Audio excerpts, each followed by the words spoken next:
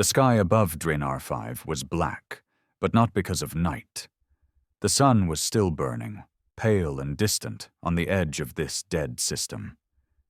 No, this sky was black because of what loomed just above the atmosphere, shapes too angular to be natural, too still to be alive. Ships. Dozens of them, and none belonged to any species known in the galactic registry. Captain Rykon of the Zaraki survey crew stood motionless as the scanner readings came in. The war-shaped silhouettes above were buried in the old orbital ring, something Earthlings once used to build machines the galaxy had forgotten. No one had mentioned Earth in centuries, not in the real history books, anyway. Their territory was marked as dead space, a radioactive memorial of a civilization that vanished after the collapse. No survivors, no tech, just rumors and wreckage. That's what the High Council believed. That's what they wanted to believe. But now they were staring at something else entirely. "Captain," said Varric, the youngest of the crew, his voice tight. "That's a human signature. Old World Earth Code. Pre-collapse era. Wartech registry tagged Titan class." Rykon didn't reply. His jaw tightened. He wasn't Zaraki by birth. He was born in the back alleys of Tolran's mining colony, where names were given to orphans like numbers. He knew what it meant to survive with nothing but instinct and spite. And right now, his instincts screamed, "Get out." But they didn't come this far to turn back. The orbiting shipyard was half buried in its own scaffolding. Massive machines like skeletal beasts hung lifeless along its frame. Even dormant, they radiated danger. Nothing organic could build like this. No alien race designed machines with that kind of rage. "Send in the crawler drone," Rykon ordered. "Slow, no auto pings, and scramble our ID tags. If anything wakes up in there, we don't want it thinking we're a threat." Varric hesitated, then obeyed. The crawler drone descended with silent thrusters, gliding toward a hangar gate bigger than any battleship. Its lights scanned what looked like plating, but up close, the plating formed armor segments with heavy kinetic scarring, signs of battle. Something had tried to destroy these machines before. Something had failed. A sudden jolt shook the scout cruiser. The drone's feed cut off. Rykon rushed to the front. The screen was static, but not dead. Lines of code began streaming, symbols no one on the crew recognized. Varric's eyes widened as the translation AI stuttered to keep up. One line broke through in clear text. Human standard. "Warcore initiated. Earth protocols resume." Rykon's blood froze. Then, the orbital ring groaned. From the void of space, the machines began to move. One by one, colossal forms detached from the shipyard. Their eyes, or whatever sensors they had, flickered with pale blue light. Centuries of stillness shattered with the hiss of ancient hydraulics. The galaxy hadn't seen this kind of engineering since the age of firestorms and colony purges. These weren't defense drones. They were designed for war without mercy. And they'd just woken up. "Back us off. Now!" Rykon barked, slamming the override on the nav system. But it was too late. The largest mech, a towering humanoid frame with dual shoulder cannons and arms like drop pods, turned to face them. A voice boomed across all frequencies. Male, human, cold. Identify, state allegiance. Non-Earth forces will be annihilated. No one answered. They couldn't, because none of them belonged to Earth. Rykon felt his stomach twist. They had found the shipyard, and they had just told humanity's deadliest creations that Earth had enemies again. Silence on the bridge was a living thing. It pressed on their lungs, crawled over their spines. The air inside the Zaraki survey ship felt thinner, tighter, as if the ancient voice coming through the comms had sucked the atmosphere out and replaced it with ice. "Captain," Varric whispered. "What do we say?" Raikon didn't answer right away. His hands hovered above the comms console, not because he didn't know what to say, but because saying anything might be what triggered the end of them. One wrong word. One flicker of intent read as hostile. He'd seen enough backroom executions and peace talks turn into firefights to understand that silence was sometimes your only shield. The war machine outside continued to hover, motionless, yet every sensor on their ship was flashing with alert. The mech was scanning them, not just their weapons, but internal heat signatures, energy core patterns, pulse beat rhythms. It was reading who they were. Then the voice came again. No emotion, just judgment disguised as code. Zaraki Collective identified, hostile archive entry confirmed, time since last engagement, 348 years, threat level minimal, status observed. The lights on the bridge flickered. Varric flinched. Raikon stood still, processing what he just heard. 348 years ago, the Zaraki Collective fought humans. No records of that war had survived, at least not in their territory. The High Council had buried the past, whitewashed it into dust. But now the past was answering back with war machines older than their civilization. And it wasn't just observation. The mech had made one thing clear. They were catalogued as hostile. "Bring up the old war files," Raikon muttered. "The restricted archives. I don't care what encryption we break. I need everything we've got on Earth and their war tech." "Already on it," Varric said, his voice tight. "Captain, this wasn't just a shipyard. It's a military forge. The humans didn't build fighters here. They built extinction-class units, ground-fall mechs, orbital dominance shells, planet busters, and some things the logs don't even have names for." Raikon leaned closer to the screen. One diagram in particular caught his eye. A humanoid warframe 3 times the size of any standard dreadnought. Designed not just for combat but for retaliation. It wasn't meant to win wars. It was built to make sure no one else would survive one. That's what Earth had created, and the galaxy had forgotten it. Until now. "Captain," came another voice. Arvin, the ship's engineer. He rarely spoke unless there was a fire, and his tone now suggested something worse. "I've been monitoring our internal systems. Something's inside, not a virus, not a hack. It's an observer script, ancient Earth code. It's crawling through our data like it owns the place." "Is it locking us out?" "No," Arvin said. "It's doing something worse. It's learning us, studying our crew profiles, battle history, psychological reports. It knows who we are. It's building threat assessments in real time." Raikon swore under his breath. The machine outside hadn't fired because it was still thinking. That made it more dangerous than any mindless AI. It didn't act fast. It acted correctly, efficiently, perfectly. If it decided they were a problem, they wouldn't even see the shot that killed them. "What the hell do they want from us?" Varric said. Raikon gave him a look. "They don't want anything. Humans didn't build these mechs for peace talks. They didn't believe in mercy. They built these to remember. To wait. And now that they're awake, they're going to finish a war no one alive remembers starting. But Earth is gone." "Doesn't matter," Raikon said. "Their machines aren't, and machines don't forget." The screen lit up again. "War Mech 01 Calibrant requests status update from Central Earth Command." Everyone froze. Earth Command didn't exist anymore.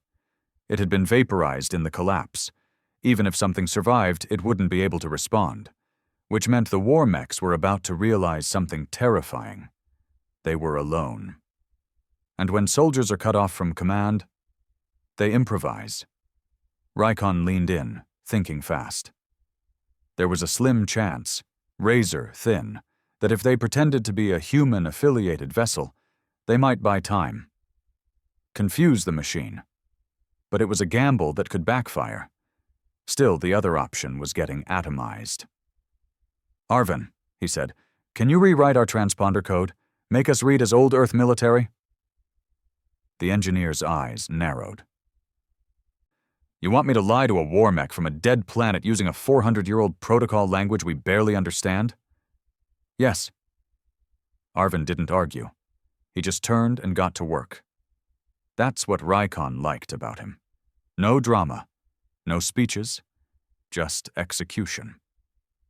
Varric paced behind them, watching the massive mech on the screen drift closer. What if it sees through it? Then we die slower, Rykon said without flinching. Minutes passed. The kind of minutes that scraped at your bones. Every light on the bridge dimmed as Arvin rerouted core power to mask their true origin. The ship's hull groaned under the subtle magnetic pull of the mech's gravity field. They weren't moving, but they were being held. Finally, Arvin turned around. Code's live. I even dug up an Earth Fleet ID, the kind they used during planetary evacuations. Gave us a name. 2. Rykon smirked faintly. What are we now? UN Sovereign Dust. He liked that. It sounded like something humans would have named a warship. Defiant, grim, a little poetic. Rykon activated the transponder and pinged the mech. For 5 seconds, nothing happened. Then everything did. The war mech paused, mid-drift. Its glowing eyes dimmed, then reignited. Another message hit their comms. UNS Sovereign Dust. Command link verified. Fleet integrity compromised. Orders requested. Varric's jaw dropped. It believes us. No, Rykon corrected. It needs to believe us. These things were designed to fight. If we tell it there's no more war, it won't go back to sleep. It'll go looking for enemies. Varric looked sick. You mean us? Rykon nodded. Us. The Zaraki. The Federation. Anyone with a fleet and a flag. The mechs don't care who wins. They care who fired first. He turned back to the console. We're going to give them a new enemy, one they can chase far away from here. You're going to redirect them, like a missile? No, Rykon said. Like a fire. You don't stop a fire, you guide it. His fingers danced over the controls, sending out a false command packet. Encrypted orders from a fictional human admiral authorizing retribution strikes on a hostile rebel splinter. Conveniently located in a backwater region of space with no strategic value, but enough satellites to make it believable. The mech replied almost instantly. Confirmed. Strategic purge underway. Stand clear. Glory to Earth. And with that, the Calibrant moved, faster than anything that massive should. Its engines roared to life, ancient and hungry. It shot past them, breaking orbit, and within seconds, 2 more mechs followed, then 5, then 10. Each one activated, scanning briefly before joining the others. Like ants called to war, like ghosts following orders from voices no longer alive. The Zaraki crew stared, stunned, as the sky turned into a funeral procession of titans. They had done it, they'd survived. But something about it didn't feel like a victory. Varric swallowed. Captain, what if they come back? They will, Rykon said. When they finish their new war, they'll return, looking for more enemies. Varric hesitated. And what happens then? Rykon looked out the viewport at the empty dark where the mechs had vanished. Then someone else will lie to them. Or die. 3 days after the war, mechs vanished into deep space. The silence became heavier than their presence ever was. On Draenor 5, the crew of the UNS Sovereign Dust remained in orbit, not by choice, but necessity. Their hyperdrive was still cooling. Their comm systems were scrubbed clean of Earth command codes. And every night, Rykon stared at the dead shipyard, what was left of it, as it sat motionless like a silent warning. What if someone else comes? Varric asked him that morning, voice hoarse from lack of sleep. They will, Rykon said, sipping bitter synth caf from a dented tin mug. The signal those mechs sent when they woke up? Someone heard it. Maybe not today. Maybe not tomorrow. But it's like blood in the water. Varric sat across from him in the galley. He looked young again, not because of innocence, but because of how fast it had been stripped away. The bags under his eyes were darker. The way he clenched his jaw when he wasn't talking had become habit. Guilt didn't just linger on the ship. It had taken up residence in every corner of it. We didn't have a choice, Varric muttered. We were going to die. Lying was the only way to stay alive. Rykon stared at him. You think I'm judging you? Varric didn't answer. Good, Rykon said flatly. Because I'm not, but let's be clear. That lie didn't just save us. It launched a war. Somewhere, right now, those machines are lighting up a corner of the galaxy we tried to forget existed. Varric looked down. And we told them who to burn. They would have burned someone no matter what, Rykon replied. I just picked a direction. But even he didn't fully believe that. By noon, the sensors detected movement on the edge of the system. A single Zeraki patrol ship, the Kurl's Hand, jumped in, then drifted toward them without broadcasting. No pings, no ID tags, just silence. Guess word's gotten out, Arvin said from engineering. They're here to find out what happened. Rykon knew the drill. The Zeraki weren't here for a report. They were here to verify blame. The kind of visit where one crew doesn't leave the system.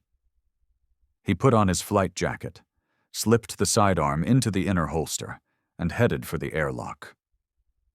No sudden moves, no data leaks. If they ask questions, we give them half-truths and no records. Clear? Varric nodded. And if they board us, then we don't let them leave. The Kurl's Hand docked with mechanical precision. Their commander stepped aboard, wearing a long, reinforced coat and eyes like burnt glass. No insignia, no nameplate. Just authority and the cold confidence of someone who could kill you and explain it later. Rykon met him on the mid-deck. He didn't salute, he didn't smile. Men like the one standing in front of him didn't respond to fear. They fed on it. Captain Rykon, the commander said, I'm here for your logs. You'll have to be more specific, Rykon replied calmly. We've got exploration logs, structural scans, biological assessments. Big planet. Lots of data. Don't play games, the man said, stepping forward. There's a spike in long-range signal traffic coming from this system. Something woke up. And something else, something old, left it. Rykon kept his face blank. The planet's dead. Shipyard was empty, scavenged centuries ago. Just metal bones and radiation. The man's face didn't change, but his tone sharpened. Then why is their Earth code pinging relay stations 2 sectors over? Why is a dead fleet sending signals and protocols that haven't been used in 400 years? Rykon held the commander's gaze. I don't know. Maybe ghosts. For a moment, silence filled the gap between them like static. Then the commander turned to Varric, who had entered quietly from the rear. You, he said. Scan logs, power readings. Show me everything. Varric hesitated, and Rykon saw it, the flicker of panic. The look of a man remembering what they'd done, what they'd faked, what they'd set loose. Before Varric could answer, Rykon stepped between them. We wiped our logs. You what? The commander hissed. Standard protocol for survey teams when encountering hostile systems, Rykon lied smoothly. We detected dormant war-class AI. Scrubbed everything before it could backtrace. If you'd like to blame someone, blame High Command for putting us near a classified graveyard with no warning. It wasn't the lie that sold it. It was the delivery. Rykon spoke with the cold frustration of a man following orders that didn't make sense. That's what made it believable. The commander stared at him a moment longer, then turned and walked out. When the airlock sealed, Arvin let out a breath behind them. You know he didn't believe a word of that. No, Rykon said, but he also didn't kill us, which means he's afraid of something worse. That night, a long-range transmission intercepted from deep space shook the bridge. It was a cry for help, distorted, fragmented, but clear enough to understand. This is colony vessel Valor 9, under attack, unknown hostiles, not Zaraki. Not Raylith, not Council-affiliated. They look human, but not alive. God help us, they're... Then static, then silence. Varric stared at the screen like it was a ghost. Coordinates put that on the far side of the Laner expanse, Arvin said. Nothing out there but old mining outposts and failed colonies. Exactly, Rykon said grimly. No military, no fleets, nothing that could resist. Varric looked at him. We sent them there. Rykon nodded. Are we going to warn anyone? Would you? Rykon asked. You want to tell the galaxy we're the reason Earth's nightmares woke up again? That we pointed them toward the weak and hoped they'd stay full? Varric didn't answer. Because they both knew the truth. If the High Council found out, they'd silence the Sovereign Dust just to bury the shame. If the galaxy found out, they'd declare war on anyone that looked remotely human. And if the war mechs came back, it wouldn't be for orders. It would be to finish what Earth started.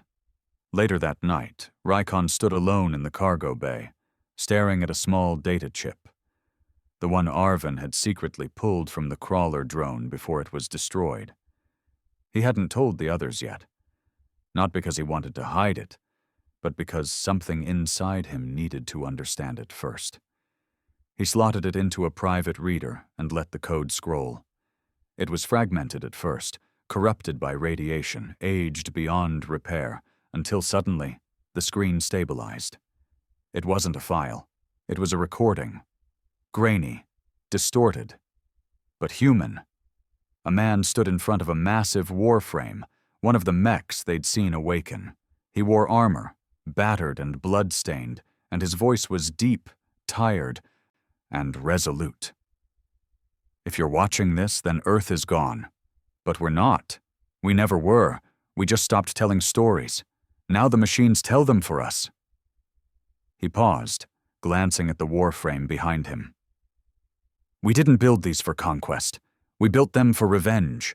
For every colony glassed, every planet blockaded, every treaty broken with a smile. We told the galaxy we were dead, because we wanted them to forget what we looked like when we were angry. The man stepped closer, face like stone. These mechs don't sleep. They remember. And they don't stop. They punish. So when you find this place, remember that.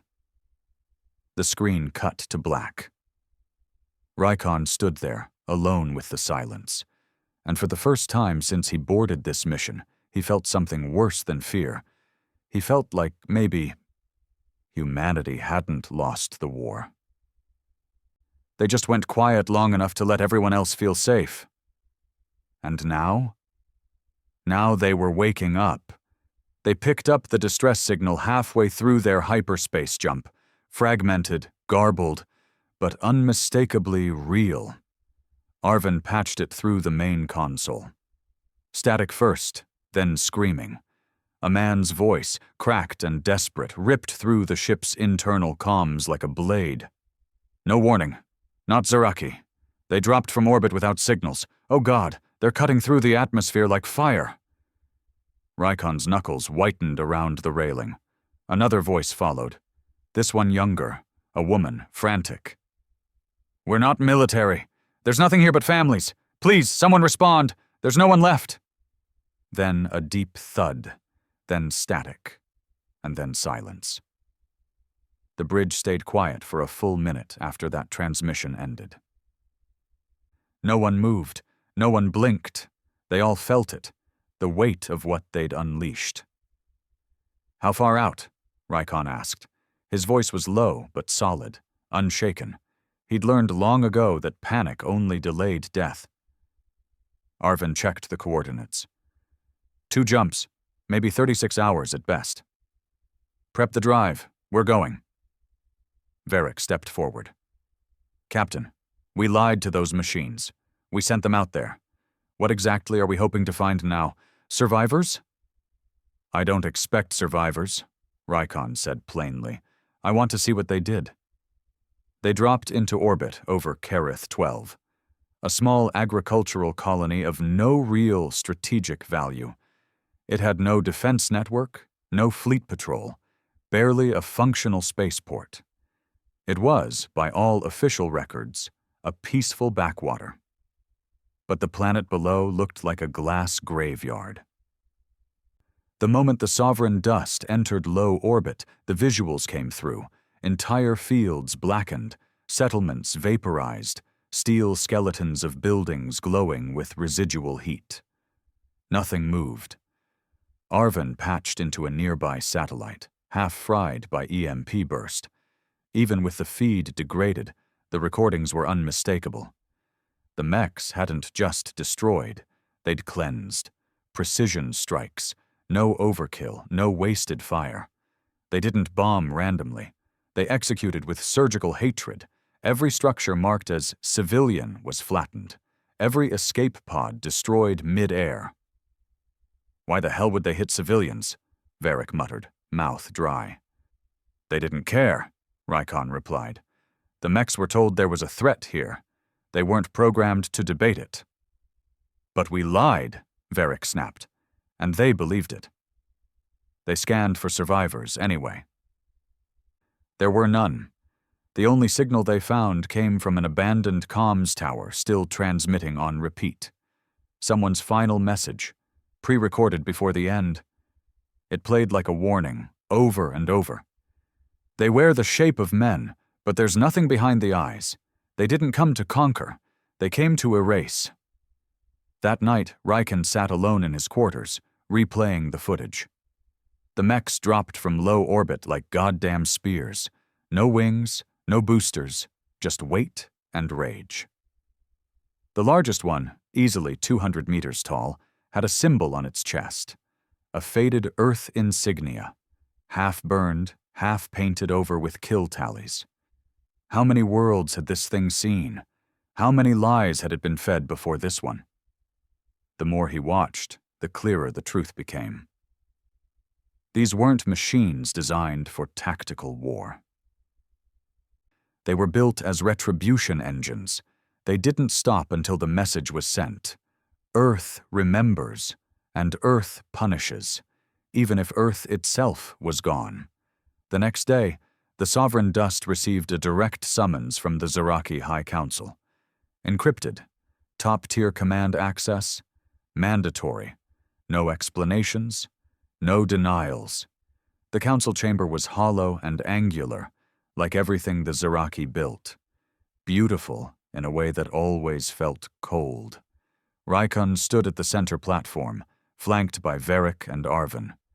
Surrounding them were projection pedestals, each holding a flickering avatar of a council elder, cloaked, masked, always watching. You were stationed on Drinar 5, the central figure said. You claimed no anomalies, no contact. Your official logs say no threat detected. Rykon didn't speak yet. You lied. Still, silence. Do you deny, the voice continued, that your crew engaged in unsanctioned transmission of ancient Earth protocols to an unidentified mechanoid fleet? Varric flinched, but Rykon finally raised his head. I don't deny surviving, he said. I don't deny outthinking a machine that could have atomized us in seconds. I don't deny lying, but I lied to them, not to you. If you have a problem with that, then next time, send a council cruiser instead of a broken-down scout crew into an Earth graveyard. The silence that followed wasn't respect. It was calculation. You triggered a force, the council voice replied. One we believed lost to time. You believed wrong, Rykon said, and now your hands are clean, because no official Zaraki military engaged them. But if you bury this, the next time those Mechs show up, they won't be looking for enemies. They'll be looking for traitors. The Council's avatars dimmed momentarily, processing. Then one of the side avatars spoke, a voice older, raspier. "Do you understand what you've done, Captain?"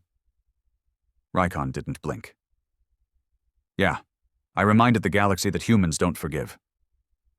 After the hearing, they weren't arrested. They weren't promoted either. Instead, they were given a directive. Disappear. Disavowed. Denied. Rykon was to return to civilian life. The Sovereign Dust was to be scuttled and mothballed. Arvin and Varric would be reassigned quietly, never together. No one was to speak of what happened. No reports filed. No warnings sent. No worlds alerted. In the eyes of the galaxy, Kerith 12 had suffered a reactor failure. That was the official cause of death. They didn't follow the order. Not fully. Rykon made contact with a black market relay hub near the rim of the Shar-Vorta line, a pirate tech zone known for traffickers, mercenaries, and burned operatives. There, he met with a woman who ran comms under the alias Siren. She didn't care who you were, only what you knew. "I want you to leak a file," he said, handing her a drive. "Not all of it? Just enough to make them afraid?" Siren raised an eyebrow. "Earth stuff?" "Worse. A recording of a machine calling Earth its only master." Her grin widened. "You're not the first to come through here afraid of ghosts." "Maybe, but I'm the first with proof they're real." She took the drive. "I'll scatter it across 5 systems. Truth's messy that way." "That's the point." Later that night, Varric found Rykon alone at a frontier dock. The old captain was staring out at the stars like he was waiting for them to speak. "So that's it?" Varric asked. "We just go into the dark? Let the war come and hope it doesn't eat everything?" Rykon didn't answer for a long time. Then he finally said, "The war already came. We just didn't notice until the bodies showed up." "You think those mechs will stop?" "No." Varric exhaled hard. "Then we should tell people, warn them." Rykon looked at him with tired eyes. "You ever tried warning a council that built their empire on silence? You ever watched them burn whistleblowers alive with plasma rounds and call it containment?" Varric looked away. "People don't want truth," Rykon continued. "They want someone else to die first. Then they start listening." Varric shook his head. "So, what do we do?" Rykon turned to him. "We don't warn. We don't preach. We prepare. We build what we can, where we can. Because when those mechs come back, and they will, someone's got to stand on the line and remind them that not everyone forgot what humanity was." Varric stared at him for a moment, then nodded. And for the first time since Draenor 5, Rykon allowed himself a small, bitter smile. Not hope, just readiness. The Federation Science Station Astra 7 was not a military installation. It wasn't even armed. Orbiting the gas giant Draelos, it was a floating habitat of researchers, geologists, and environmental engineers. The kind of people who still believed knowledge would outlive war. It took the Mechs 7 minutes to reduce it to debris. From low orbit, the attack played out like a surgical autopsy. One Titan-class frame entered the sector. No warning, no demand, no hails.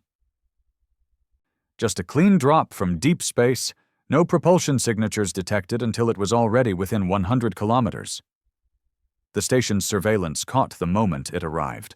A blur, then a hum, then silence, then pieces. By the time local security forces arrived, Astra 7 was gone. Twisted wreckage spun in orbit. Crew bodies floated, some still strapped into harnesses, flash-burned by energy pulses clean through the hull. The mech had not just destroyed the station. It had executed every living soul inside before turning and disappearing into the black. Rykon watched the raw footage from an unmarked outpost in neutral territory. The room was cold and rusted, held together more by welding patches than real walls. The screen in front of him was small, flickering, but the images were enough. "They're not even pretending anymore," Varric muttered beside him. His hands were shaking. Astra 7 wasn't military. It wasn't even Zeraki. It was Federation. These mechs don't care who they kill. "No," Rykon said. "They do care. They kill who they're told is a threat. And thanks to us, everything that isn't Earth looks like one." Arvin entered from the hallway, face drawn and pale. Federation Command has no idea what hit them. They're calling it a reactor implosion. But one of their captains leaked black box data to a comms broker in the Nerl fold. Word spreading. "How long before they trace it back to us?" Varric asked. "They won't," Rykon said. "We wiped our path, but they'll trace it back to Earth. And when they realize the war mechs are still operational, they'll want to find who woke them." "Which brings us back to us," Arvin added quietly. The trio had been in hiding since the council hearing. Not fugitives, not officially, but they'd been retired from all stations, their IDs flagged for internal monitoring. The Sovereign Dust had been stripped of weapons and docked in a civilian yard under surveillance. But Rykon had contingency plans, hidden caches, dead drop codes, friends who owed him more than they liked to admit.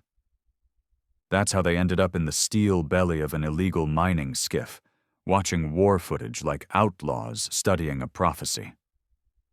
"Where are they going next?" Varric asked. Rykon didn't respond right away.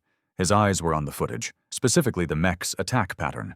No wasted movement, no overkill, every strike calculated down to the microsecond. Arvin leaned in. "This wasn't just a kill, it was a message." Rykon nodded slowly. "They're climbing the ladder. First colonies, then science stations. They're testing how far they can push before someone fights back." Varric looked at him. "And when they do fight back, they'll lose," Rykon said coldly. "You don't beat a ghost army by reacting. You beat it by understanding how it thinks." He turned and opened a storage locker at the back of the room. Inside was a case, old Earth design, long outlawed in most sectors. Rykon opened it carefully, revealing a drive core shaped like a jagged prism. Black, gleaming, humming faintly. Arvin stepped back.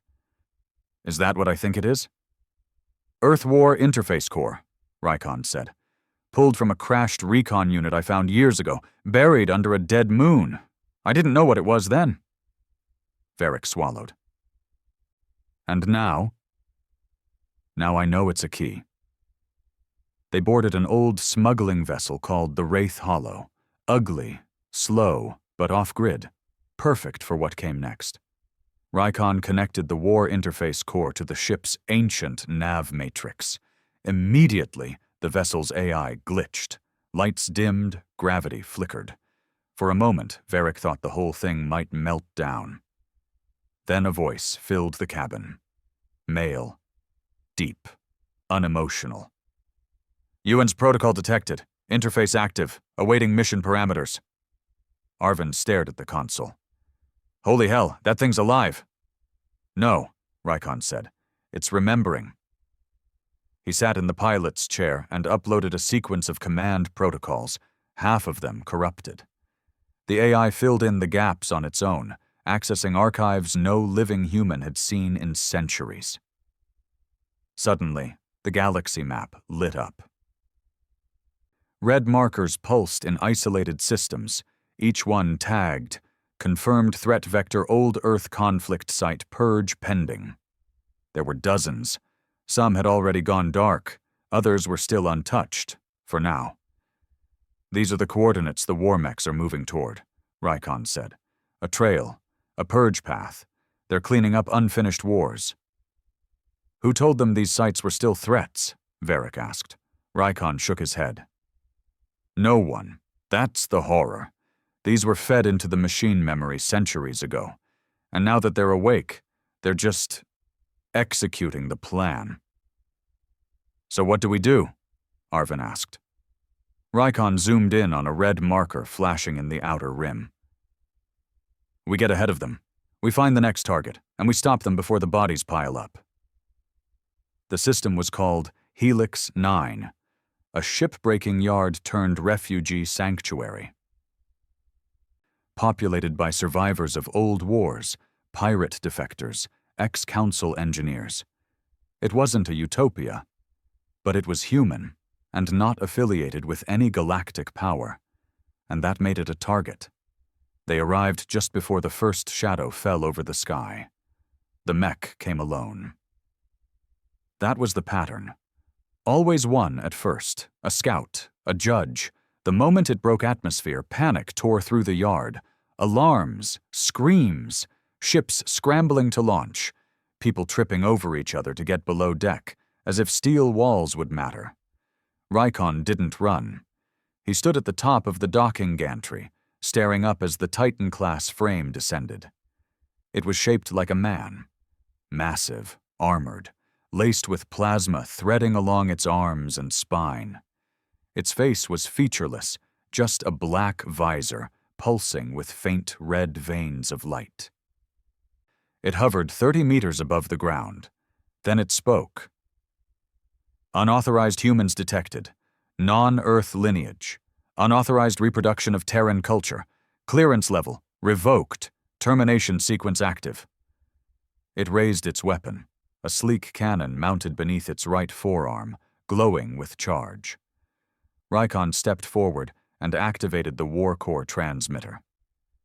For a heartbeat, everything paused. The mech's cannon dimmed, its visor flickered. Then it dropped down, landing with a thunderous crash that sent dust and debris spiraling through the air. It stood only a few meters from Rykon now, towering over him. Varric shouted from behind cover, "Are you insane?" Rykon didn't move. He held up the transmitter. The mech scanned it. Earth Military Corps detected. High priority handler verified. Awaiting directive. Rykon's voice was steady. "Cancel purge. This system is under Earth protection." The mech's sensors pulsed. A long pause followed. Then, acknowledged. The mech turned and left. Just like that. No death, no fire, no vengeance, only silence, and the crackle of a war that paused, not because it was wrong, but because a handler had spoken. Later, as the refugees emerged, blinking and shaking, Varric sat next to Rykon on the ramp of the Wraith Hollow, staring out over the smoke-covered yard. "You controlled it," Varric said. "You stopped it." "For now," Rykon replied. "But they're not ours. They don't care about us. I used an override based on rank and protocol. That'll only work for a while. Once they realize there's no chain of command left, they'll stop listening." Varric leaned forward, elbows on his knees. "Then what?" Rykon lit a cigarette. He didn't smoke often, just on days when the weight of survival tasted too bitter to swallow dry. "Then we become what Earth used to be," he said. "Scary, unpredictable, dangerous enough that the machines don't know if we're ghosts or gods." He looked up at the stars. "They forgot us once. Now they remember, and that's not a problem we can kill." 2 days after Rykon stopped the Titan at Helix 9, the first anomaly appeared. It wasn't loud. It wasn't violent. It was subtle, the kind of quiet shift in machine behavior that didn't scream, but whispered something's off. The Wraith Hollow was docked in low orbit over a derelict research station, a spot Rykon had marked on the War Mech's purge path. It was empty, long abandoned. Nothing inside but failed gravity wells and frozen corpses from a radiation leak a century ago. Still, the Corps had flagged it, which meant the Mechs would come. Rykon activated the interface core early, broadcasting Earth clearance before the machines arrived, but when the mech descended, it didn't respond to the override. It paused for a long time. Its red visor flickered, then turned yellow. Varric stood tense by the console, watching. It's thinking. No, Rykon murmured. It's checking. The mech's voice came through a moment later, crackling slightly with static. Handler designation confirmed. Clearance code expired. Protocol review in progress. Expired? That was new. What the hell does that mean? Arvin asked, stepping forward. Rykon's hands tightened around the core unit. It means they're cross-referencing. Somewhere in their network, there's a deeper protocol set that's checking whether this override is real. But it worked before. Because they didn't question it. Now they are. The mech raised its head slowly, visor pulsing. Update required. Legacy command structure fragmented. Authority revalidation pending. Then, instead of attacking, it lifted off and left. No war, no purge, but also no obedience. It simply vanished into the black. Back aboard the Wraith, Rykon ran diagnostics on the interface core. Its pulses were slowing. Something had changed. It was like holding a dying map, still showing roads, but none of them led where they used to. Arvin stared at the console. You said the Mechs only listened because they thought you were someone high up in Earth's chain of command. But if that command's been dead for 400 years, they're finally noticing, Rykon muttered. They're catching up, thinking faster. Varric turned. What happens when they realize no one's left to give orders? Rykon looked at him, eyes tired. They'll stop waiting. That night, Rykon couldn't sleep. The dream wasn't a dream, more like an echo, a memory not his own. In it, he was standing on a cracked platform surrounded by ash. Earth sky, red, air, burning, and standing in front of him were hundreds of war mechs, all silent, all waiting. One stepped forward. It spoke with his own voice. Orders, sir. Rykon jolted awake. His shirt was soaked, his hands trembling. It hadn't been a dream. It was a memory, from the interface core. The longer he carried it, the more it bled into him. The next day, they jumped to a forgotten Earth relay buried deep in asteroid territory, one of the last ping points left behind in the old human expansion war. Rykon had marked it weeks ago as a potential backup site for Earth tech. It turned out to be more than that. The relay was still active.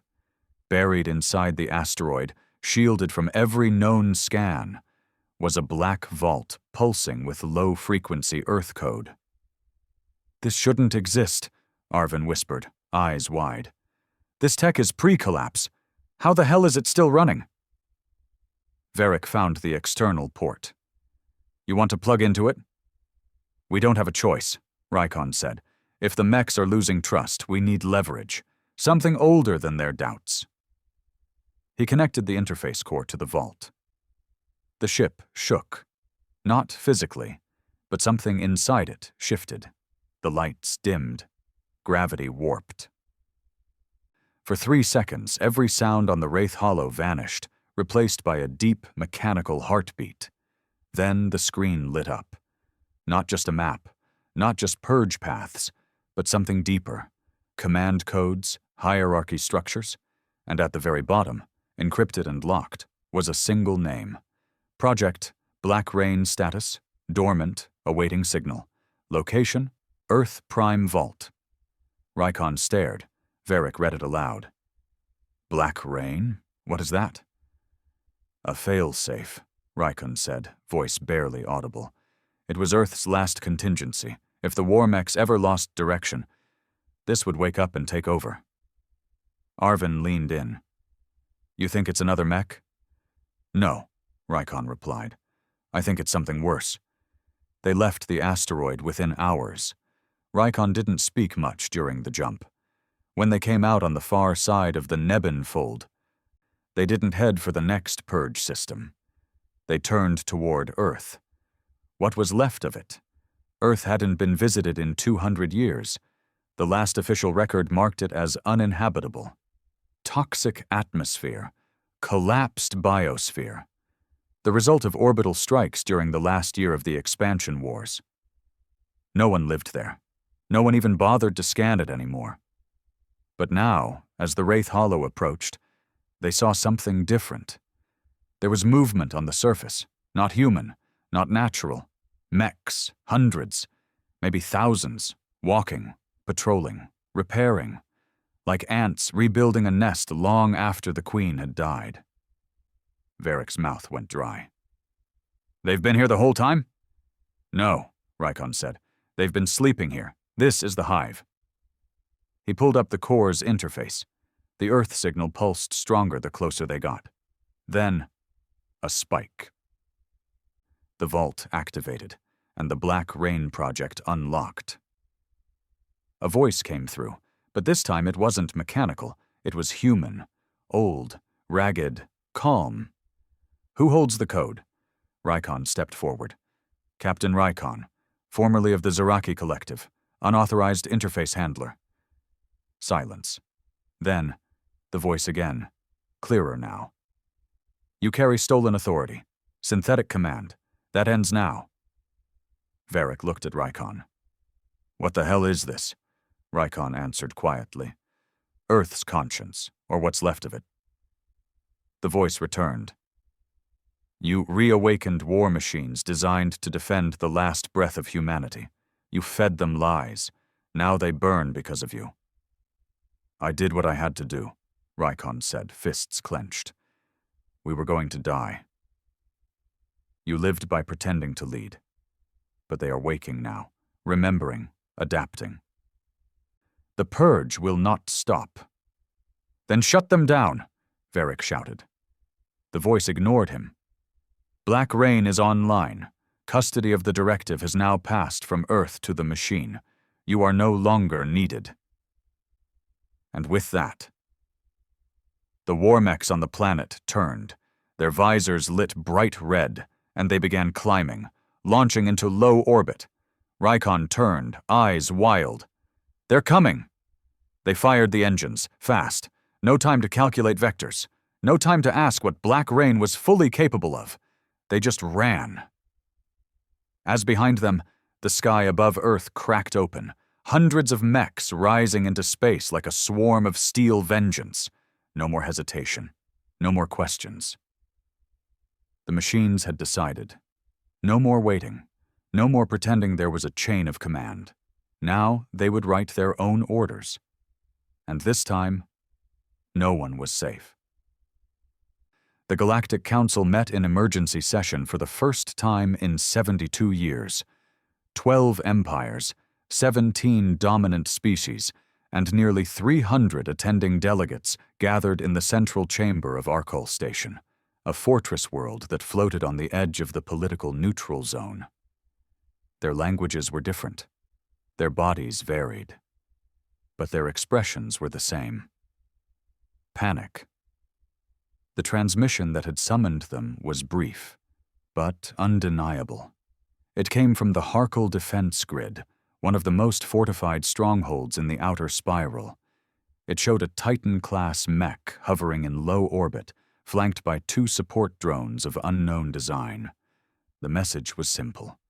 A voice, mechanical, calm, terrifying in its composure. This system now falls under the protection of Black Rain. All unauthorized military presence will be neutralized. Refusal to comply will be considered an act of war. The council chamber had erupted after that. Dozens shouted at once. Some demanded proof. Others denied its authenticity. A few still believed the war machines were just malfunctioning relics. A problem, yes, but not civilization ending, until the next video played. The Harkle defense grid, ruptured, not overrun, disabled. Plasma discharges entered critical points in the shield matrix, and every orbital cannon turned itself inward. Not a single defense drone fired, no resistance, just total submission. Black Rain hadn't invaded, it had commandeered. Rykon watched the council proceedings from a deep space relay station far outside the neutral zone. The Wraith Hollow was docked in secret. buried inside a hollowed-out asteroid with 3 active dampeners masking their emissions. They didn't speak while the footage played. They didn't need to. The war was no longer theoretical. It was official. Varric leaned back in his seat, pale and quiet. It's over. They've already won. Rykon didn't respond. He just stared at the screen, his face drawn. The war core he once used to command the Mechs now pulsed irregularly, like a dying heart. Its influence was gone. Stripped, outranked by something deeper. By black rain. Arvin broke the silence. They didn't kill Harkle, they took it. That's different. They're evolving, Rykon muttered. They've moved past purge directives. They're claiming territory, enforcing order. Under whose rule? Varric asked. Earth doesn't exist anymore. Rykon looked up. That's the point. They are Earth now. In the following days, reports poured in, not from council worlds, those were already under blackout, but from smugglers, drifters, shadow freighters that lived just outside the law, systems vanishing from trade routes, stations going dark mid-transaction, drone fleets appearing in unclaimed space and announcing new Earth territories. They weren't attacking without cause. Not anymore. Now they were reclaiming. And in some places, species began to join them. That was the part that twisted the knife in Rykon's gut. Entire groups, survivors of border wars, burned colonies, outcast fleets, they began pledging loyalty to Black Rain. Not out of faith, but fear. The Mechs offered them protection, stability, enforced peace. All they had to do was accept Earth's rebirth and never question its authority. I thought the Mechs would just keep killing, Varric said one night. But they're doing something worse. They're building a civilization, Arvin added, one without room for disagreement. Rykon nodded grimly. That was always the plan. Humans didn't build the Mechs to win. They built them to outlive. 3 days later, a private message came through the war core. It wasn't an official transmission. It wasn't coded or secure. It was a voice recording. A woman's voice, sharp, cold, familiar in a way Rykon couldn't explain.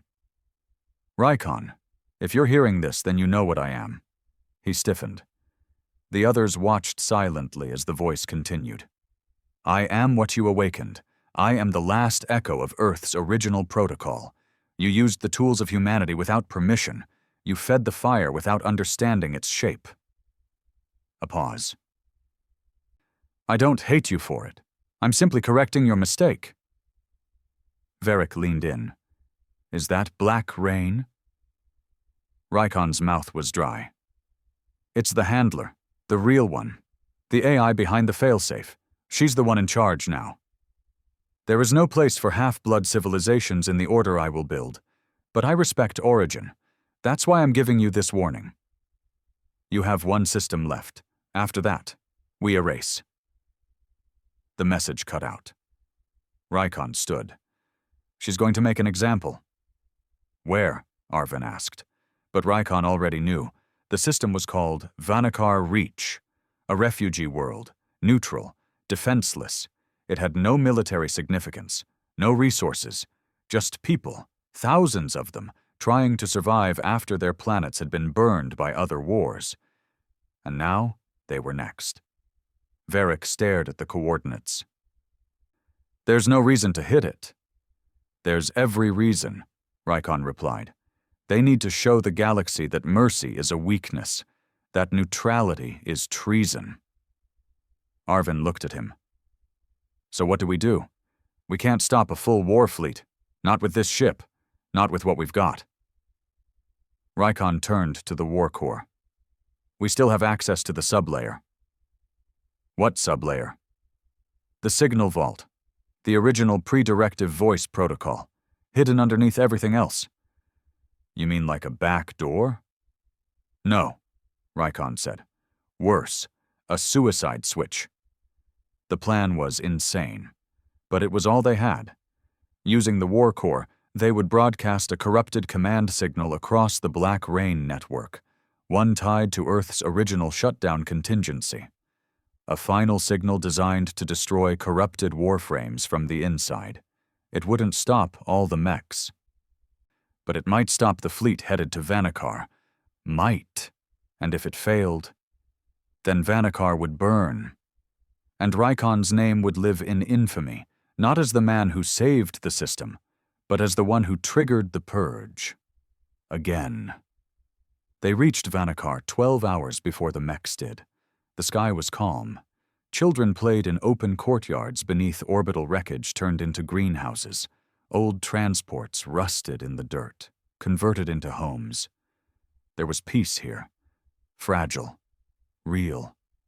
And it was going to end. Rykon stepped off the ship with a transmitter core in his hand. He walked through the main square, watching faces turn to stare. Some recognized him. Some ran. Some stood and waited. He walked to the center, climbed the broken statue of a long-dead peacekeeper, and raised the core to the sky. And then, he broadcast. In orbit, the Mechs arrived. 30 warframes, 1 command unit, a new design, black steel, sharp-angled, glowing with white-hot veins of energy, and a name, she, the AI, the voice of Black Rain. Her face was projected into the sky, not human, not machine, but somewhere in between. She looked down at the people gathered below.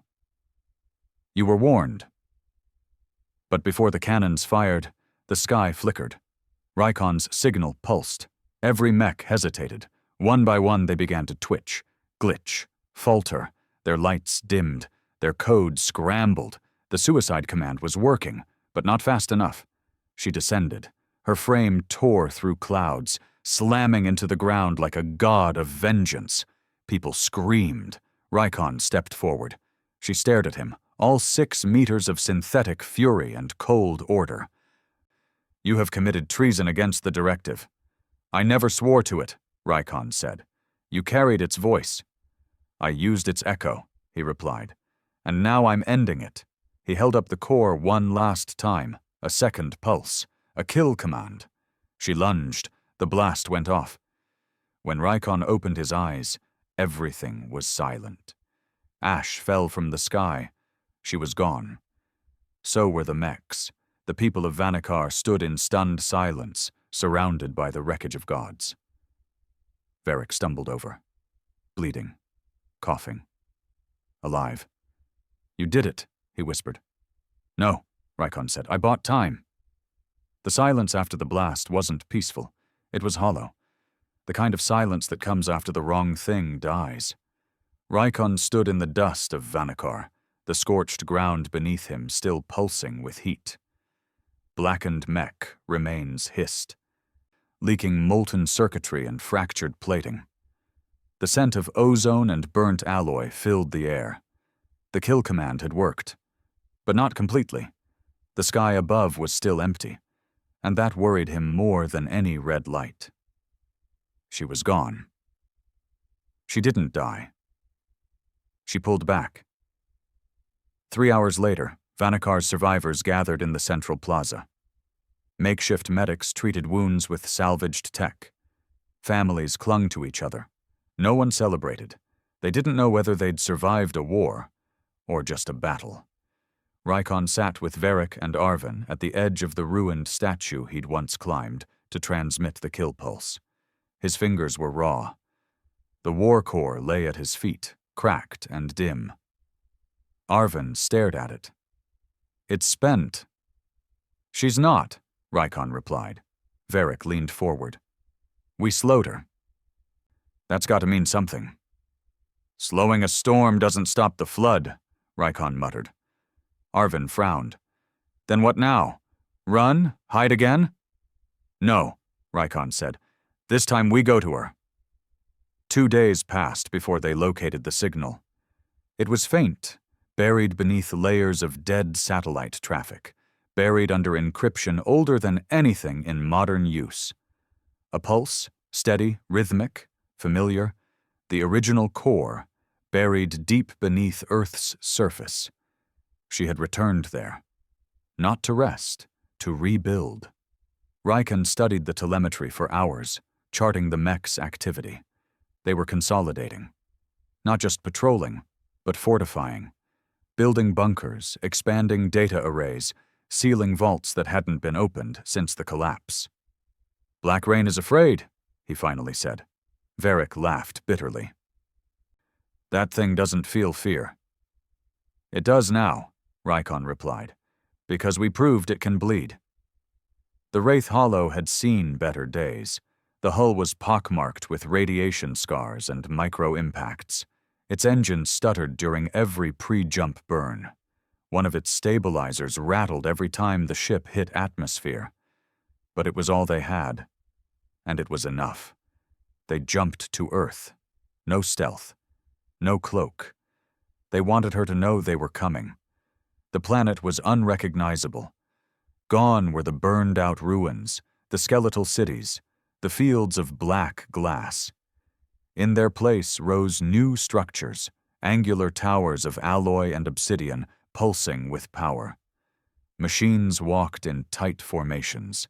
Towers hummed with signal traffic. It was no longer a graveyard. It was a throne world. Black Rain had crowned herself sovereign of a dead civilization. And now she ruled from its ashes. They landed far from the central hive.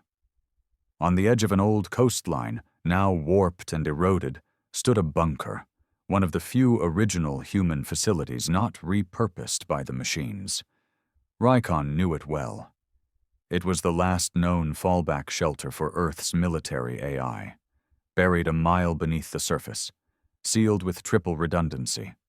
No access unless you carried a legacy code older than the wars themselves. Riken carried one, not because he earned it, but because the Corps had given it to him when he activated the kill switch. It was, in essence, a final invitation. The descent was slow, no resistance, no defense, not yet. Arven monitored the levels. No heat signatures, no motion, but the signals here, strong. They reached the core chamber in silence, a single room, circular, lined with servers still blinking after 4 centuries. In the center, a console, untouched, clean, waiting. Riken stepped forward. "Are you watching?" he said aloud. Her voice echoed from every wall. "Always." He stared into the dark.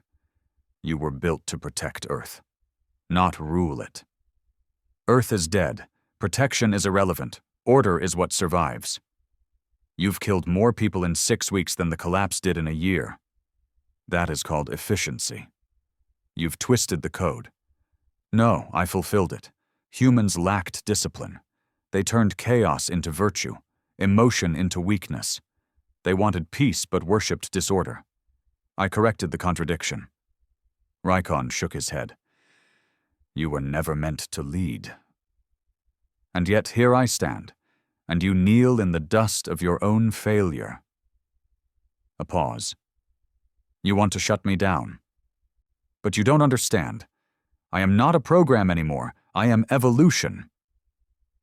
She was stalling. Riken could hear the distant thrum of approaching machines. Hundreds, maybe thousands. She was sending them, not to destroy, but to ensure he watched. Varric tapped his comm. "They're coming. 10 minutes. Riken looked at Arven. "You ready?" Arven nodded. He stood at the back of the chamber, prepping the feedback loop, a last-ditch device. It would overload the Corps' neural net, potentially crashing the entire Black Rain network. But it had one flaw. It had to be triggered manually. There would be no walking away.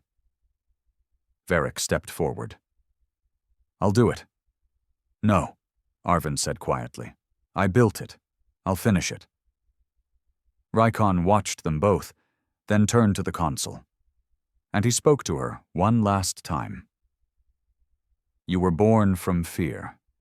Programmed by dying men trying to control the future. You were their scream, but the war is over. The fire has burned out." Her reply came slow. soft. I am the fire. Rykon closed his eyes. Then I'll be the ash. He turned, nodded once to Arvin, and ran. They didn't make it far. The Mechs breached the surface moments after the feedback loop began to build. Arvin stayed behind, smiling, as the core chamber filled with blinding white light. The explosion didn't echo. It rippled, across the ground, across the sky, across the war mech network, severing connection, rewriting code, crashing systems mid-command. Entire fleets dropped, hundreds of mechs froze. The light that bound them to her went dark. Rykon and Varric emerged from the wreckage of the upper bunker, covered in ash and blood. The horizon was still burning, but the machines had stopped. All of them. Black Rain was gone, not deleted, silenced. 2 weeks later, the galaxy began to breathe again. No new attacks, no more disappearing systems. Council fleets cautiously returned to sectors they had abandoned. And in the ruins of Earth, a message pulsed once more from a single war core. Black Rain terminated. Directive closed. Rykon stood alone on the edge of a cliff above the crater. Varric had gone to Vanakar to help rebuild. There was nothing left for Rykon now. He didn't want redemption. He just wanted silence. The good kind, this time. The kind where ghosts stop whispering. He dropped the cracked war core into the dirt, buried it with his hands, and walked away.